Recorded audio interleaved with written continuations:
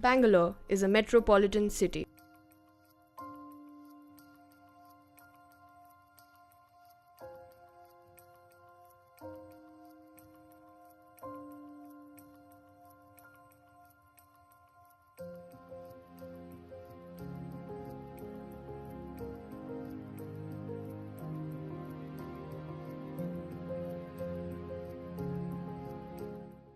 Migrant workers are coming to Bangalore almost every day, and most of them are construction workers, painters, carpenters, and because of the nature of their job, they keep moving from neighborhood to neighborhood.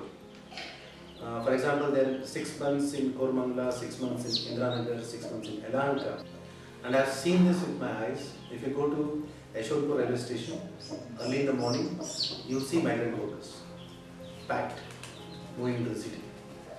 Some of them are bachelors, some of them are family people. Eventually they bring the family to the city.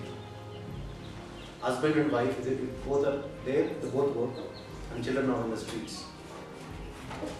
They're literally on the streets. And these children are not part of any census report.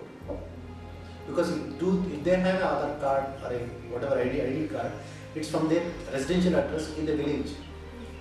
So even the government have no idea how many migrant workers are in the city. It just broke my heart. When I saw that, then I said, let me focus my attention to the children of migrant workers.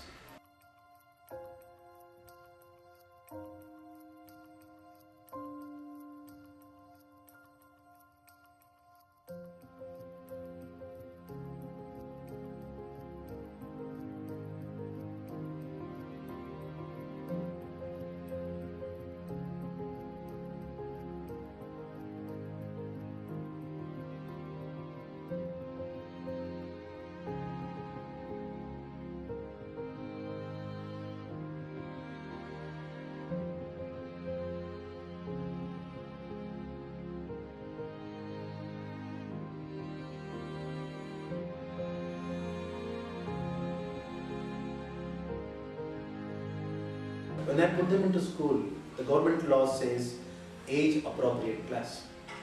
If the child is 9 or 10 years old and never been to school, the child will be put into 5th or 6th grade. And there's no way a child can cope up with the studies in the school.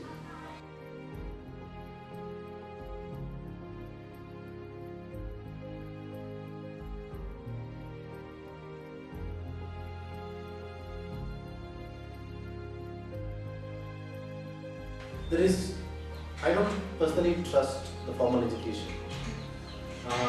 If we look back at our own Indian tradition and the Indian way of education before the British came to India, most of the education would be completed by age 13. And they would study in a Gurukula if they are well off, or study at home with the parents. And they will also learn a skill what the parents are good at. And even Mahatma Gandhi said, you know, to teach the children in their mother tongues. So then that's when I started focusing on homeschooling.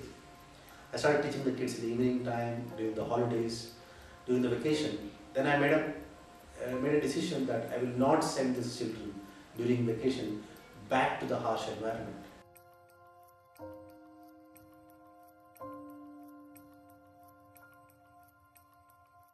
Ami, do you like school? Yes, What is it about school that you like? I like my friends, few teachers, and events.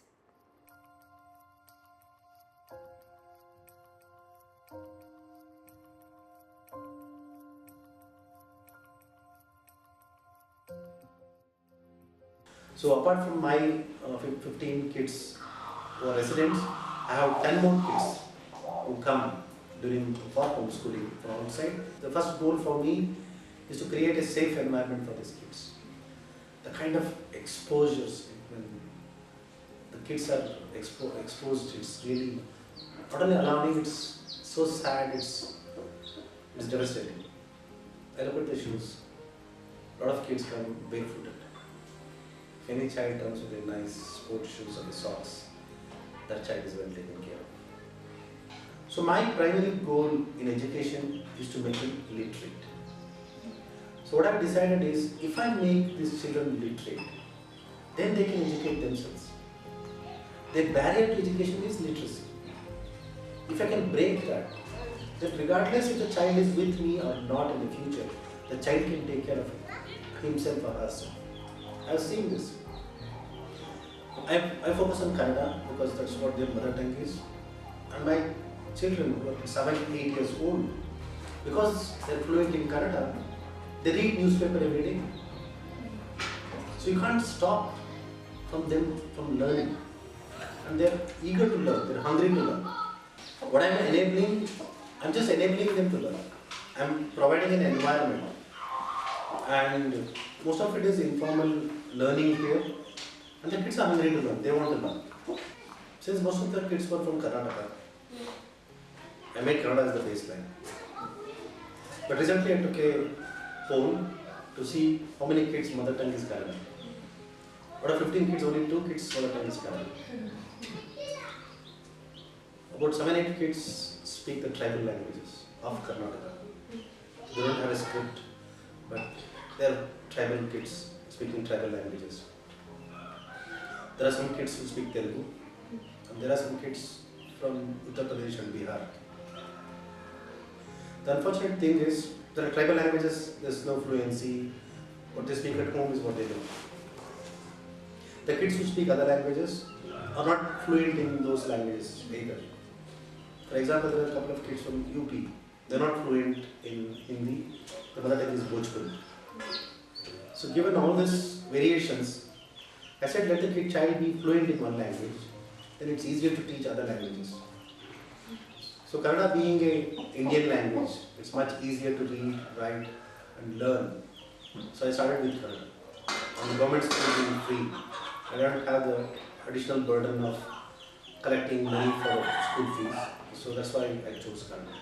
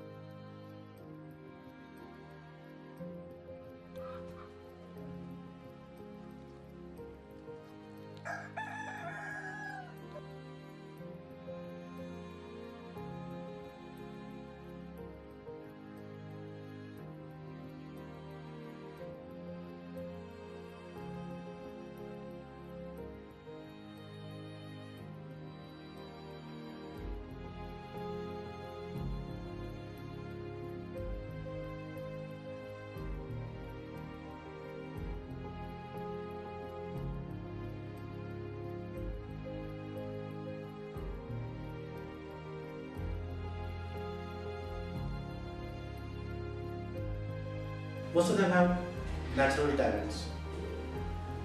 If you look at a plant or a tree or an animal, you know what's the God-given potential to that. A mango tree gives mango, a coconut tree gives coconut. But with human beings with free will, God has given us potential, but we have to figure out what is that potential. That's the same challenge I have. So what I do is, I try to expose my kids to all different areas and observe them, how they respond and how they excel in each other. Like for example, I've seen a couple of kids very good with percussion instruments. I'm not a musician. There's no way I could teach them as well as they're playing through. They're pretty natural. My kids can sing in 8 languages. And they surprise me. Sometimes I play them YouTube, like in the morning, I have the YouTube songs playing in the background and we're all working. And one fine day, kids are singing a new song and I ask them like, where do you learn this?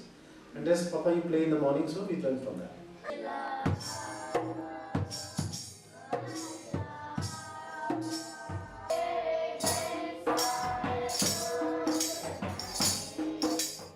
They're so fast learners. It's just the environment. This is the environment God has given them to excel. Some of them are excellent painters. So I don't want to judge what they want to become. I want to just equip them.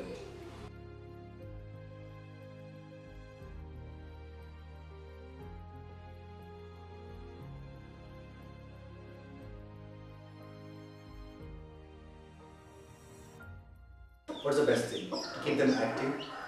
So that's when I came across jungle gym. So that's when we started collecting poles and ropes, where we started building it ourselves. These are not really new. Like some of the elite schools have scouts, have NCC, where they do teach different kind of lashings, different kind of building, pioneering projects. And so I had to come up with those kind of solutions. So basically, this, if you look at it, it's all Scouts project. It's all most of the projects from NCC kind of thing. I did teach them all the different kind of lashings, and I also took that opportunity to teach them math. Now my kids know how to use the measuring tape. They know what a feet is, how many inches. They can make their own measurements now. So initially I used to give them the design. I used to build with them. Now I just give them the design and the measurements, and they build on their own. And the good thing about this is it's all modular. When they get bored, we can remove it and rebuild a new structure. And since the children are actively building it, they love it, they want to use it. And actually it's becoming a good attraction.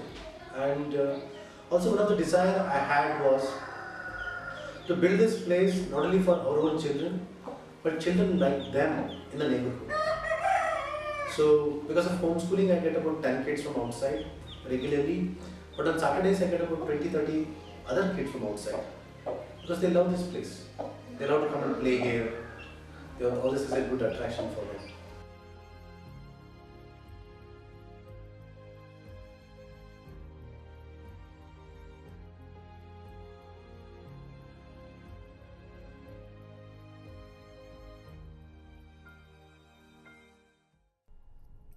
Cooking with firewood and charcoal is one of the several survival skills that these children practice. Since they look towards solutions provided by nature, they also resort to organic farming.